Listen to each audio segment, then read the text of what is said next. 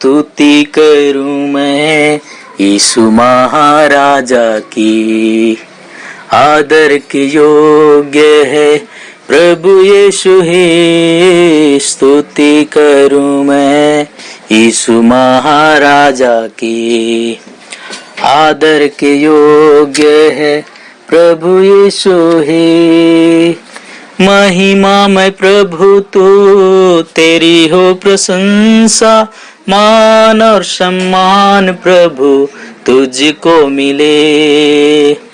महिमा में प्रभु तू, तेरी हो प्रशंसा, मान और सम्मान प्रभु तुझको मिले। यीशु राजा मेरा प्रभु, यीशु राजा मेरा आसरा।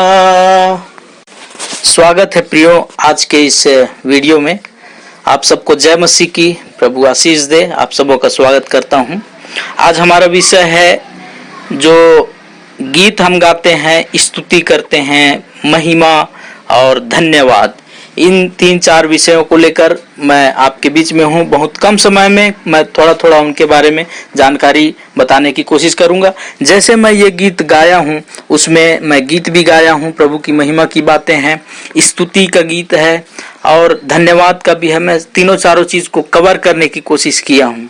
हालेलुया, प्रभु की महिमा हो। तो आइए हम शुरू करते हैं।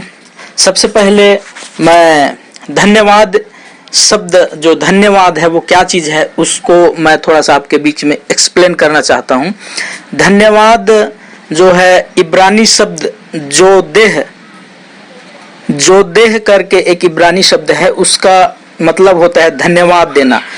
हमारे हृदय में किसी के प्रति जो आभार है उसको प्रकट करना, आभार प्रदर्शन करना, या हमने किसी से कुछ सहायता मांगी और उसने सहायता किया और उस बात के लिए हम उसको आभार प्रकट करते हैं, वो धन्यवाद है।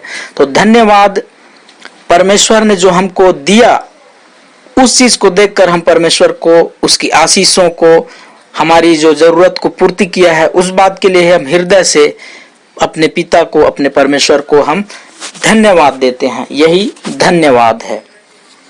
इसमें और बहुत सारी चीजें हम जोड़ सकते हैं। आप बहुत सारी चीजों को इसमें ऐड कर सकते हैं। अब दूसरा जो हमारा विषय है वो है महिमा। बहुत बार हम बोलते हैं आइए हम परमेश्वर की महिमा करेंगे। बहुत बार हम बोलते हैं कि इस चीज से परमेश्वर की महिमा हो, इस बात से परमेश्वर की महिमा हो, ऐसे करेंगे तो परमेश्वर की महिमा होगा। लेकिन हमें सही उसका उद्देश्य, सही अर्थ समझकर हम उस चीज को करेंगे तो बहुत अच्छा रहेगा। अंग्रेजी में महिमा को ग्लोरी बोलते हैं, ग्लोरी। तो यदि हम बाइबल में देखें तो परमेश्वर का महिमा, उसकी चमक, उसका प्रकाश, उसका तेज इतना है। महिमा को यश भी बोलते हैं, यश, कीर्ति या वैभव बोलते हैं। तो परमेश्वर का यश, कीर्ति, वैभव, उसका चमक, उसका प्रकाश इतना है कि उसके कारण कोई परमेश्वर पिता को देख नहीं सकता। जैसे मूसा ने एक झलक देखा उस महिमा की, यहेजकेल ने एक झलक देखा उस महिमा की, उसका बस ये लोग झलक देखे। पुराने नियम में महिमा को ग्लोरिया बोला जाता था, इब्रानी भाषा में ग्लोरिया शब्द से महिमा निकला। और नया नियम में डोक्सा करके शब्द है, उसका मतलब महिमा होता है। दोनों का मतलब महिमा होता है। और ये महिमा इतना तेज है कि ये दूसरों को दिखाए। मान लीजिए आप सूर्य को ऐसे खुली आंख से देखते हैं तो आपका आंख धुंधला पड़ जाता है, काला पड़ जाता है, आप देख नहीं सकते। कुछ देर के लिए आपका आंख ऐसे मानो चमक सा जाता है। तो सूर्य का बनाने वाला हमारा परमेश्वर है, वो सूर्य को सृष्टि करने वाला परमेश्वर है। और वो कितने लाख गुना उससे ज्यादा प्रकाशमान है। वो स्वयं एक भस्म करने वाला आग है। और उस आग को, उस ज्वाला को, उस तेज को, उस चमक को आप कैसे देख सकते हो? इसीलिए वचन में लिखा है कि उस परमेश्वर को कोई देख नहीं सकता। इसका मतलब यही है मेरे प्रियो, आप समझिए, परमेश्वर को हम देख सकते हैं, लेकिन उसका कारण यही है कि उसके चारों ओर इतना महिमा का बादल उसको घेरा हुआ है कि हम उसको देख नहीं पाते, क्योंकि हमारा आंख इतना सक्षम नहीं है कि हम उसकी महिमा के सामने खड़ा हो सकें या देख सकें। जब लोग, प्रभु के दास लोग प्रभु के प्रेरित लोग और बहुत सारे लोग केवल एक स्वर्गदूत को देखते हैं, स्वर्गदूत को देखते ही लोग बेहोश हो जाते हैं, मूर्छा हो जाते हैं, गिर जाते हैं, वो लोग बीमार पड़ जाते हैं, उठने बैठने की शक्ति नहीं चलता। तो आप सोच कर देखिए वो स्वर्गदूत का बनाने वाला परमेश्वर कितना महिमामय होगा। ठीक है, तो इसलिए उस महिमा के कारण हम देख नहीं सकते। दूसरा चीज है, कई बार हमारे जीवन में ऐसी परिस्थिति आती है, शैतान ऐसा सिचुएशन क्रिएट करता है जिसके द्वारा हम कई बार उस शैतान के चीजों को हम चुन लेते हैं, उस कारण हम परमेश्वर को महिमा देने से चूक जाते हैं। लेकिन जब हम शैतान हमें जो कुछ ऑफर देता है पाप में गिराने के लिए, संसार में ढकेलने के लिए, लालच में, बुराई में, अंधकार में गिराने के लिए जो हमको ऑफर देता है, उस ऑफर को यदि हम लात मार देते हैं, नकार देते हैं, शैतान को नहीं बोल देते हैं, उसी समय हम अपने पिता की महिमा करते हैं, क्योंकि हमारा विवेक गलत को इंकार करके सही को अंगीकार करता है। वही चीज परमेश्वर को महिमा देना है मेरे प्रियो। तो महिमा का मतलब ये दो चीज होता है। एक, आपने सुना होगा कि सकाइना ग्लोरी करके, तो सकाइना ग्लोरी ये है कि परमेश्वर जो है पृथ्वी पर उपस्थित हो जाता है। मिलाप वाले तंबू में सकाइना ग्लोरी था। जो सीनै पर्वत है, मूसा जहां पर था वहां पर सकाइना ग्लोरी था।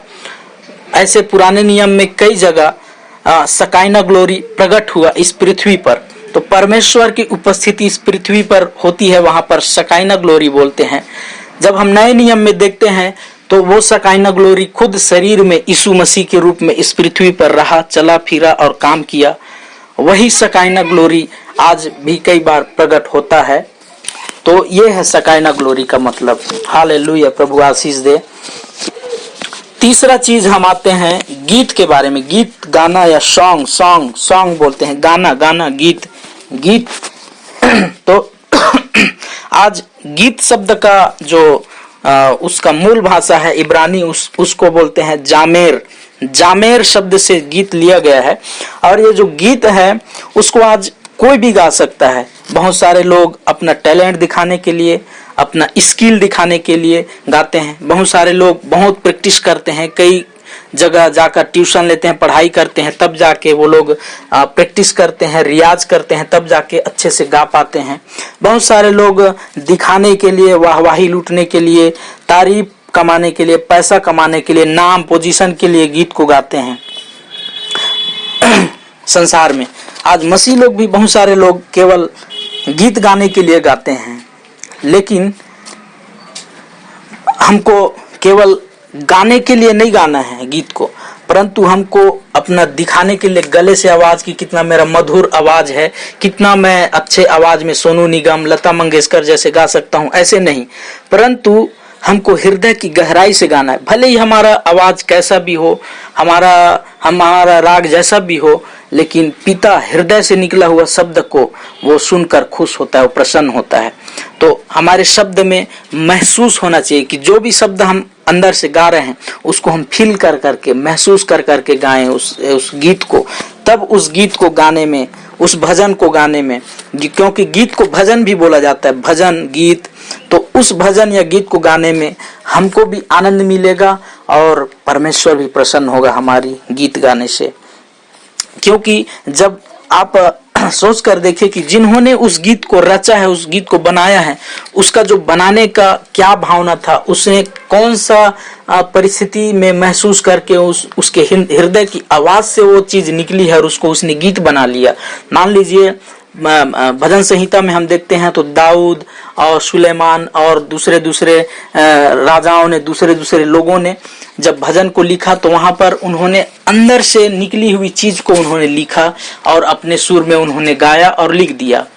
मान लीजिए अभी के समय में जैसे हम एक उदाहरण के लिए गीत को लेते हैं, नीले आसमां के पार जाएंगे, तो जो उस गीत का रचने वाला है, उसका गीत का लेखक है, उसने क्या सोचकर लिखा कि एक दिन ऐसा आएगा, उसने विश्वास के साथ, आशा के साथ कि प्रभु यीशु मसीह आएगा, हमको अपने साथ बादलों में ले जाएगा, इस बादल के उस पार जाएंगे और हम उस प्रभु के साथ रहेंगे, तो नीले आसमां के पार जाएंगे। तो उसने उस भावना से, उस कल्पना में होकर उसने उस गीत को रचा। लेकिन आज हम बड़ी आसानी से गा देते हैं, क्योंकि हमको गाना है, क्योंकि ऐसा गाया जाता है, क्योंकि कलीसिया में होता है, लोग जुटे हैं संगति के लिए, तो हम लोग भी एक दूसरे को देखकर यही गीत तो गाते हैं करके हम गीतों को गा देते हैं।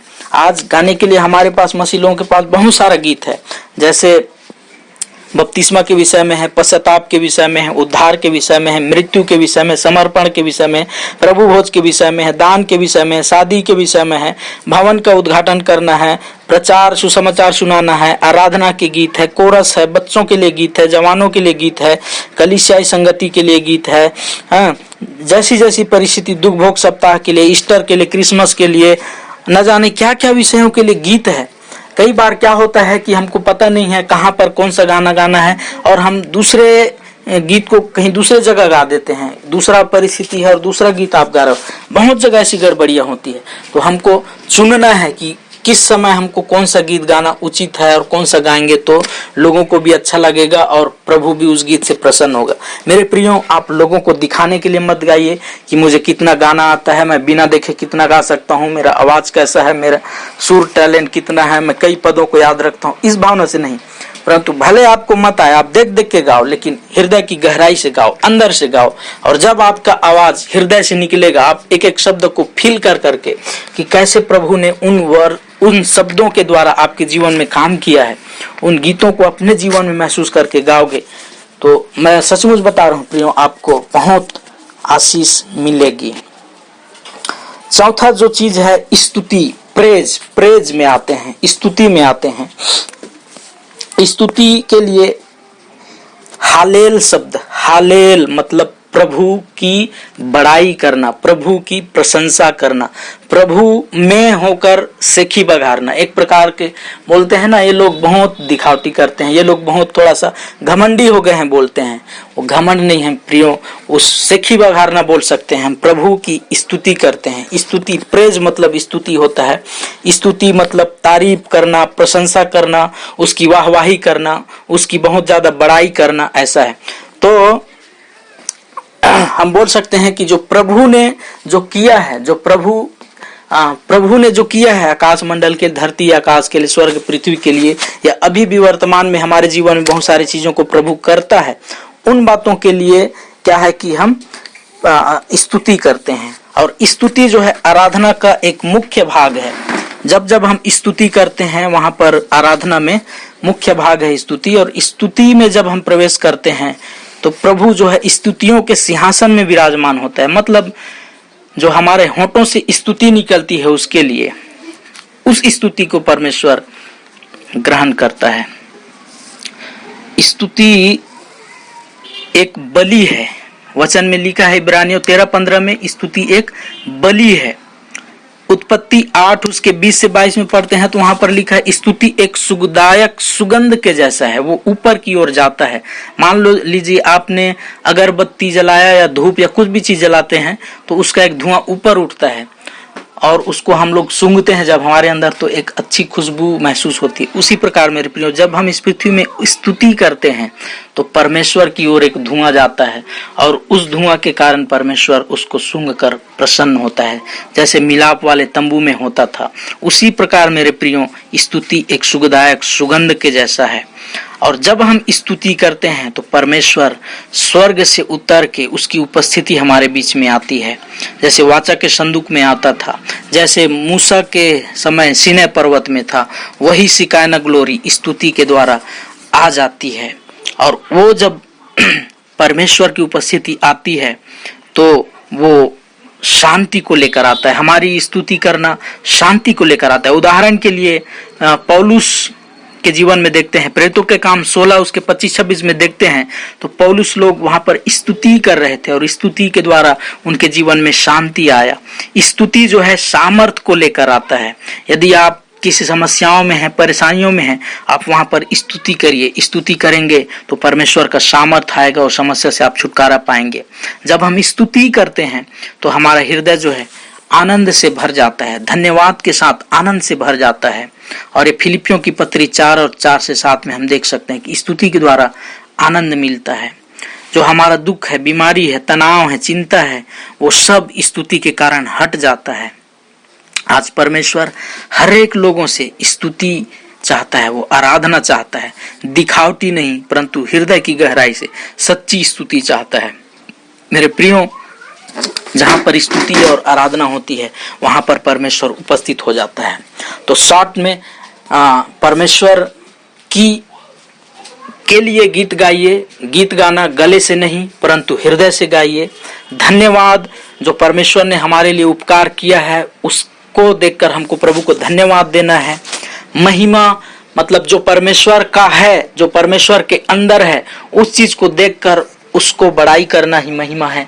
और स्तुति मतलब परमेश्वर ने जो दिया है, परमेश्वर ने जो हमारे लिए किया है और कर रहा है, उस चीजों को देखकर हम स्तुति करते हैं। उदाहरण के लिए स्तुति में आप देख लीजिए, भजन संहिता में 96 अध्याय, 149 अध्याय, 150 अध्याय, वहाँ बहुत सारा स्तुति के भजन हैं, स्तुति के गीत हैं, उनको हम देख सकते हैं। तो स्तुति बदलाव को लेकर आती है, स्तुति परिवर्तन को लेकर आती है, स्तुति जो है शांति को लेकर आता है। प्रभु इस वचन के द्वारा हम सबको आशीष दे। जय मसीह की शालोम।